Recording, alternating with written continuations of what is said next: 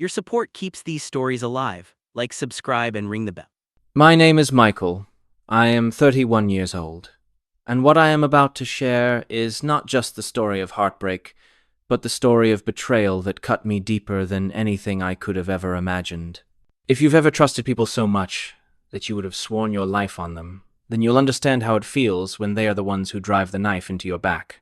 That's what happened to me, with the two people I trusted the most in this world, my fiancée, the woman I planned to marry, and my best man, the man I called my brother even though we weren't related by blood. I met Rebecca, my fiancée, almost 5 years ago at a friend's housewarming party. She was magnetic in a way that drew me instantly. Her laugh filled the room, her eyes lit up when she spoke, and there was this kindness about her that made people gravitate toward her. For me, it was love at first sight. I remember leaning toward my buddy and whispering, "I don't know who she is, but I'm going to marry her one day." And for a long time, it felt like I was right. We built a relationship, brick by brick, through dinners, late-night talks, vacations, and eventually moving in together. After 3 years, I proposed. I still remember how nervous I was, my palms sweating as I slid the ring box from my pocket during a hike on a mountain trail she loved. She cried, she said yes, and for me, that was the happiest moment of my life. We spent the next 2 years planning the wedding. We talked about colors, flowers, venues, and our guest list. She wanted something elegant, but not too flashy. I agreed to everything because I believed the day was about us, about celebrating the love we had built. Standing by me through all of this was Jason, my best friend since college. Jason wasn't just a friend, he was like a brother. We survived broken-down cars, hangovers, job rejections, and late-night talks about life. He was the guy I trusted more than anyone. When I asked him to be my best man, his face lit up. He hugged me hard and said, "Of course, man. You know I've got your back always." And I believed him. As the wedding day approached, my excitement grew. I had been careful, making sure everything was perfect. We spent nearly $25,000 to bring our dream ceremony to life: decorations, food, music, the venue. I didn't care about the cost, because I thought it was an investment in forever. What I didn't know was that forever was already gone, long before the vows. The night before the wedding, we had the rehearsal dinner. Everyone was in high spirits. My parents smiled with pride. Rebecca looked stunning even in a simple dress, and Jason was his usual charming self, making toasts and jokes, making everyone laugh. I felt grateful, overwhelmed even. I thought to myself, I'm the luckiest man alive. After the dinner, Rebecca left early to get some rest, while Jason and I stayed behind with a few of the groomsmen. We shared drinks, laughed, reminisced about college days. Eventually, the others drifted off, leaving just the two of us. That's when Jason's demeanor changed. He grew quiet, sipping his drink slowly, his eyes not meeting mine. Something was wrong. I could feel it. "Spit it out, man," I said, nudging him. "You've been off for the last half hour. What's going on?" He set down his glass, ran a hand through his hair, and looked at me with an expression I'll never forget, guilt mixed with fear. His voice cracked as he said, "Mike, I need to tell you something before tomorrow. I can't stand up there and pretend without saying it." My stomach dropped. My hands went cold. "What do you mean?" I asked, already dreading the answer. Jason swallowed hard, then whispered the words that detonated my entire world. "Last night, I slept with Rebecca." For a moment, I thought I misheard him. I blinked, staring at him, waiting for him to laugh and say it was a sick joke. But he didn't. He just sat there, his eyes red, his hands trembling. The room spun. My ears rang. I felt like I'd been punched in the gut. "You... what?" My voice came out louder than I expected, raw with rage and disbelief. He kept talking, words tumbling out like stones. "I don't know how it happened. We were drinking," she said. She was stressed. One thing led to another. "I swear I didn't plan it. It just happened." I couldn't breathe. My chest tightened, my fists clenched so hard my knuckles ached. The man I trusted with everything, the man I called my brother, had betrayed me in the most unforgivable way. And the woman I was going to marry, the one I planned my future with, had destroyed everything with one night of weakness. I stood up so quickly my chair toppled over. Jason flinched, like he thought I was about to hit him.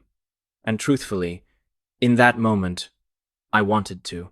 Every muscle in my body screamed for me to knock him to the floor. But something stopped me. Maybe it was shock. Maybe it was the part of me that still couldn't believe it was real. Instead, I just shouted, "Get out of my sight! Get out before I do something I can't take back!"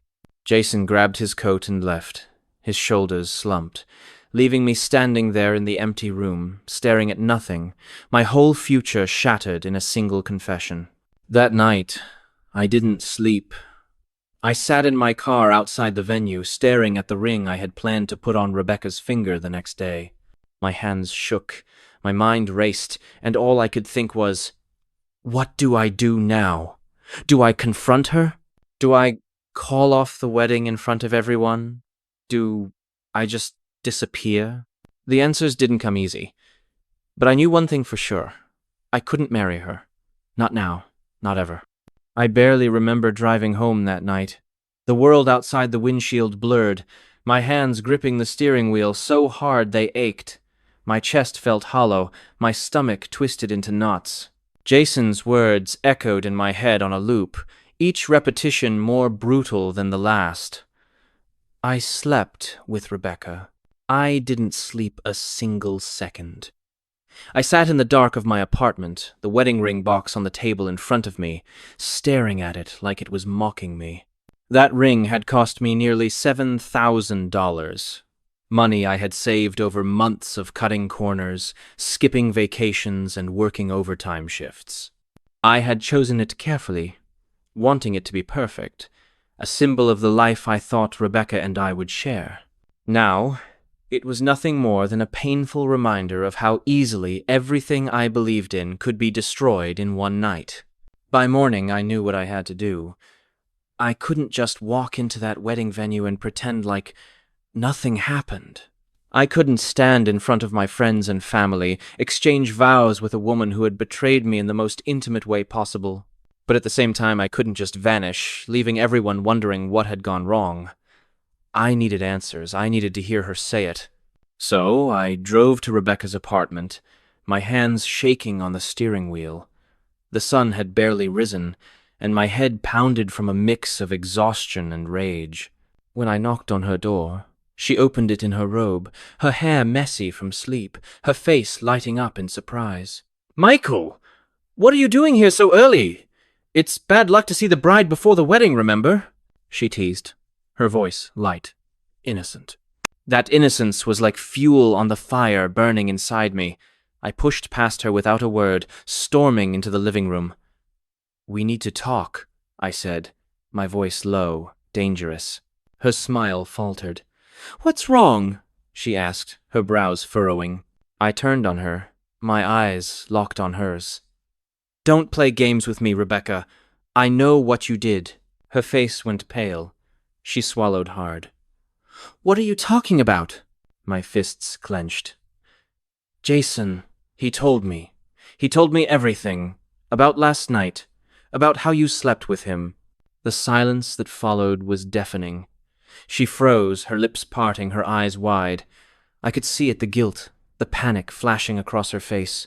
She opened her mouth to deny it, but no words came out. And in that silence, I had my answer. When she finally spoke, her voice trembled. "Michael, it was a mistake. I was drunk, I was stressed, I didn't mean for it to happen." The excuses stabbed deeper than the truth itself. I laughed bitterly, a hollow, broken sound. "A mistake? You don't accidentally sleep with my best man the night before our wedding, Rebecca. That's not a mistake, that's betrayal." Tears welled up in her eyes. She reached for me, but I stepped back, shaking my head. Don't you dare touch me." Her voice cracked, desperate. "Please! Michael, you have to understand. I was terrified. I felt the pressure, and Jason was there, and you chose him?" I shouted, my voice echoing off the walls. "You chose to throw away everything we built for 5 years for one night of weakness. Do you have any idea what you've done to me? To us? To the trust I put in you?" She sobbed, covering her face with her hands. "I love you, Michael. I swear I do. It meant nothing." I stepped closer, my voice cold, steady now. "If it meant nothing, then why did you do it? Why him, Rebecca? Why my best man? Out of all the people in the world, you had to pick him?" She dropped her hands, looking at me with wide, pleading eyes. I don't know why I did it. It was a moment of weakness. I wasn't thinking clearly. But I swear I want to marry you. I want us." Her words rang hollow. I saw no future in them, only desperation. My chest felt like it was splitting apart, but beneath the pain, a strange clarity was taking root. "There is no us anymore, Rebecca. You killed it. You and Jason both. There is no wedding, not now, not ever." She gasped, her face crumpling. "Michael, please, don't say that. Everyone's coming today, my family, your family. We can fix this. We can move past it." I shook my head, my voice firm. "No, you can't fix something once it's broken beyond repair. And you didn't just break it, you shattered it." I pulled the ring box from my pocket, tossing it onto the coffee table with a dull thud. "Keep it, pawn it, do whatever you want with it. It doesn't matter anymore." Her sobs filled the room, but I felt nothing but cold resolve. I turned toward the door, my voice sharp as a blade. "The wedding is off. Tell your family whatever you want, but the truth will come out eventually. Everyone will know what you did." As I walked out, slamming the door behind me, I felt the weight of 5 years crash down on me. The love, the memories, the future I thought I had, it was all ashes now. But in those ashes, one thing was clear. I was not going to let either of them walk away unscathed. Because if they thought betrayal would break me into silence, they were wrong. This was just the beginning. The morning of what should have been my wedding day felt surreal. Instead of waking up with butterflies in my stomach, excited to see Rebecca walk down the aisle, I woke up with a deep, burning emptiness. My phone buzzed non-stop calls from my parents, texts from friends, messages from relatives flying in from different states. They all wanted to know where I was, what was happening, why I wasn't at the venue yet. Each buzz felt like another weight pressing down on my chest. I didn't answer any of them. Instead, I sat on the edge of my bed staring at my suit, perfectly pressed and hanging on the door. That suit represented a future I no longer had. The flowers, the cake, the music, all the things we had spent nearly $25,000 on meant nothing now. It was all just a hollow show built on lies. Eventually, I picked up my phone and called my parents. My father answered, his voice tense. "Michael, where are you? Guests are already arriving." I took a deep breath, my voice trembling. "Dad, the wedding's off. It's not happening." There was silence on the other end. Then he said slowly, "What do you mean, off? You can't just cancel on the day of. People are here. Rebecca's family is here. You owe everyone an explanation." My throat tightened. "I'll explain when I get there. But just know, Dad, it's not my fault." I drove to the venue anyway, not because I wanted to see Rebecca, but because I couldn't let the narrative spin against me. If I stayed silent, people would assume I was the villain, that I abandoned her at the altar for no reason. I couldn't let that happen. When I arrived, the parking lot was already full. Guests in suits and dresses milled about, confused. Some smiled when they saw me, expecting the groom to greet them warmly. But when they noticed my expression, tight jaw, eyes hard, their smiles faded. I walked straight through, ignoring the whispers. Inside, The tension was suffocating. Rebecca stood near the altar in her gown, her makeup carefully done, her hair shining under the lights. From a distance, she looked like the picture of perfection. But when she saw me walk in, her face drained of color. Her hands trembled around her bouquet, and she quickly turned away, whispering urgently to her bridesmaids. My mother rushed toward me, panic etched on her face. "Michael, what's going on? You can't do this. People are waiting. The ceremony is about to start." I raised my voice, loud enough for people nearby to hear. "I'm not marrying her, Mom. Not after what she did." Gasps erupted around us. My mother grabbed my arm, trying to pull me aside. "Keep your voice down! What are you talking about?" I yanked my arm free. My chest heaved as I shouted, "She slept with Jason, my best man, last night." The room went silent. Dead silent. Conversation stopped mid-sentence.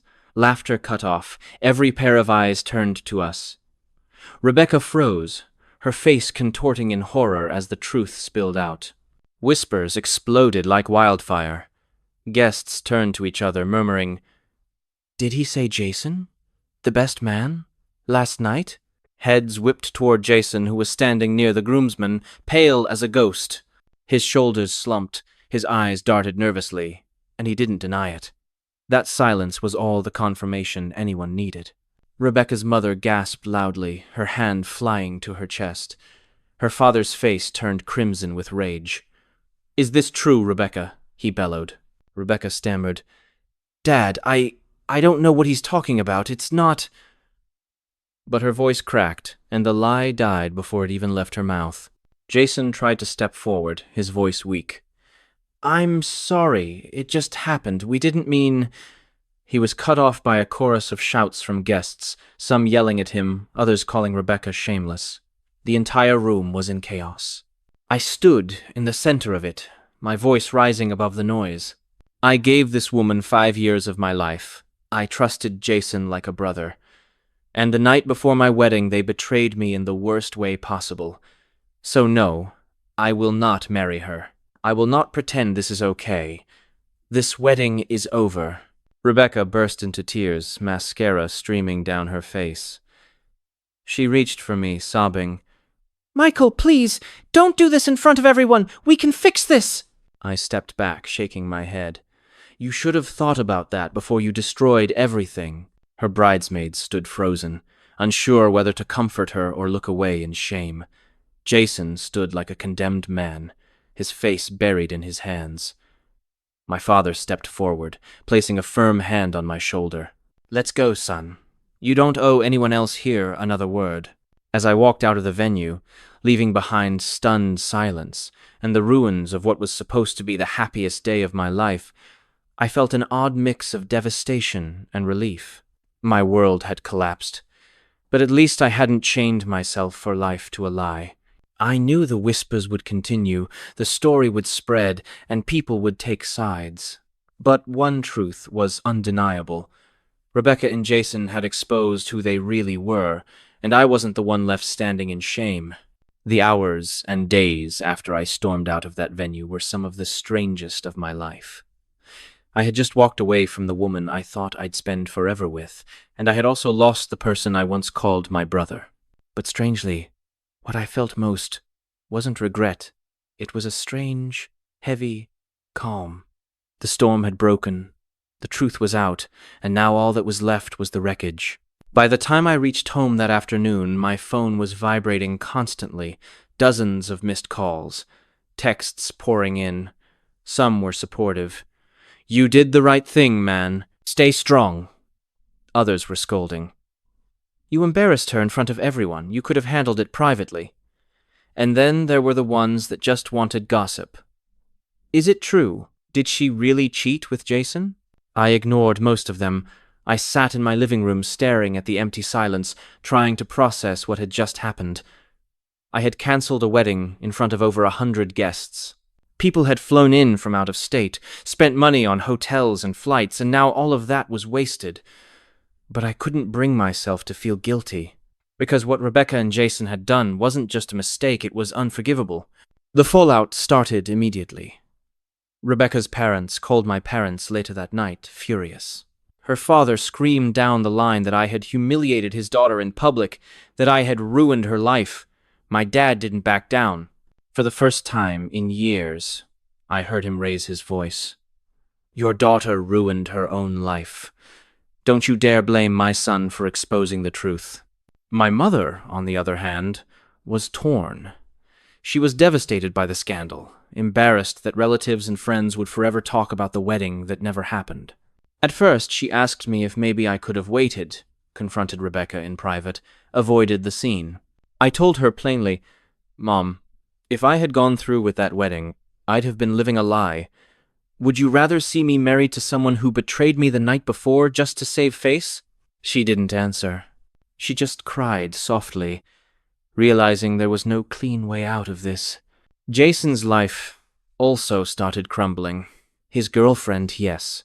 The man had a girlfriend of 3 years, showed up at the venue after the news spread, confronted him in front of his family, and slapped him across the face before leaving. By the next day, she had thrown his things out onto the lawn. Friends he had known for years stopped answering his calls. He went from being the guy everyone loved to the guy everyone avoided. And the truth was, he deserved it. As for Rebecca, she spiraled quickly. She tried reaching out to me dozens of times, leaving long voicemails filled with sobs and desperate pleas. Michael, please, it was a mistake. Don't throw us away over this. We can rebuild, we can go to therapy, we can make this right. I listened to exactly one of them, then deleted the rest.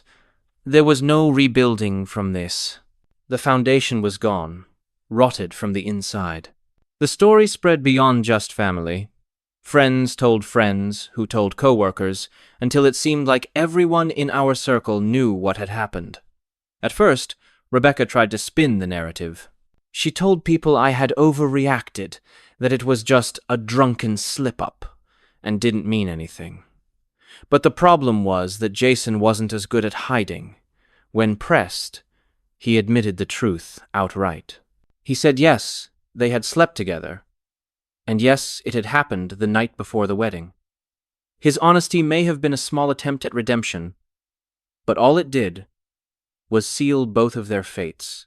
I avoided social media, but friends sent me screenshots anyway. People debated in comments, some calling me strong for walking away, others calling me heartless for making the confrontation public. But I realized something important. People will always talk. What mattered wasn't their opinions. What mattered was that I had saved myself from a lifetime of betrayal. In the weeks that followed, Rebecca moved out of our shared apartment. She left behind some of her clothes, kitchenware, and trinkets, but I boxed them up and dropped them at her parents' house without saying a word. Seeing her handwriting on old notes, pictures of us from vacations, gifts she had given me, it hurt. It twisted the knife. But with each box I removed, I felt lighter, like I was clearing not just the space in my apartment, but also the weight in my chest. Friends divided too. Some stuck by me, saying they admired my strength. Others drifted toward Rebecca, saying she needed support in her darkest time. I didn't chase anyone. I decided then that I wanted people around me who valued loyalty and honesty. If someone thought betrayal could be excused as a moment of weakness, they weren't someone I wanted in my life. Slowly, life began to stabilize. I went back to work. I hit the gym harder than ever, pouring my anger and pain into the weights. I picked up hobbies I had abandoned during the stress of wedding planning. And little by little, I started to feel like myself again. But the scar remained.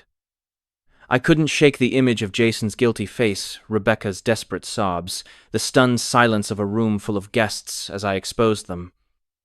It was a memory burned into me forever, a reminder that sometimes the people you trust most can be the ones who break you the hardest. And yet, as painful as it was, I knew I had done the right thing. I had chosen dignity over deceit, truth over appearances, self-respect over shame. I wasn't the man who got left behind at the altar. I was the man who walked away before the lies could chain me forever. It has been months since the day that was supposed to be my wedding, and in that time my life has changed in ways I never expected. At first, I thought I would never recover. The betrayal felt like a constant weight pressing on my chest, the kind that makes it hard to breathe. Nights were the worst, lying awake, staring at the ceiling, replaying every detail of the moment Jason confessed, every word Rebecca cried when I confronted her, every whisper that filled the venue when I told the truth. I thought those memories would haunt me forever, and in some ways, they still do. But the difference now is that those memories no longer break me, they strengthen me. For a long time, I blamed myself. I wondered if maybe I had done something wrong, if maybe I had missed signs, if maybe I hadn't loved Rebecca the right way. But the more I reflected, the clearer it became. Their choices had nothing to do with me. Betrayal is not a reflection of the person who was betrayed, it is a reflection of the betrayers themselves. Jason and Rebecca revealed who they really were, and that truth had been hiding beneath the surface long before their actions came to light. My parents eventually came around. My mother, who at first had been devastated about the embarrassment, told me one night over dinner, "You did the right thing, Michael. Better to endure a day of shame than a lifetime of misery." My father agreed, adding, "You showed strength most men don't have. You stood up for yourself." Hearing that from him meant more than I can describe. For a while, I thought I had disappointed them. But in truth, they were proud I chose self-respect over appearances. Rebecca's life, from what I hear, never went back to what it was. Her family shielded her as much as they could, but word spread too quickly. She lost friends, and even at her job, people whispered. I don't take pleasure in her downfall, but I won't deny feeling vindicated. Actions have consequences, and she learned that too late. Jason, as far as I know, left town. After his girlfriend dumped him and his circle of friends turned their backs on him, he packed up and moved to another city. I haven't heard from him since, and I don't ever want to. For me, moving on hasn't been easy, but it has been possible. I started focusing on myself in ways I hadn't in years. I traveled alone for the first time, something I never thought I'd do. I stood on a mountain peak looking out at a sunrise and realized life goes on, even when your heart feels shattered. I poured myself into work, into the gym, into building a version of myself that wasn't defined by what had been taken from me, but by what I chose to rebuild. The hardest part has been learning to trust again. Every time someone shows interest, a voice in my head whispers, "What if they betray you too?" But I remind myself that not everyone is Rebecca. Not everyone is Jason. There are people out there who value loyalty, who know the meaning of commitment. I just need to take my time and not rush into giving my heart to someone who doesn't deserve it. If there's one thing I've learned through all of this, it's that self-respect is worth more than any wedding, more than any relationship, more than any illusion of forever. Because forever means nothing if it's built on lies. Walking away from that venue, leaving behind the flowers, the guests, the music, it was the hardest thing I've ever done. But it was also the most important. I share this story because I know I'm not the only one who's been betrayed by people they trusted most. If you're listening to this, and you've been there, let me tell you this. It's not your fault. Their betrayal does not define you.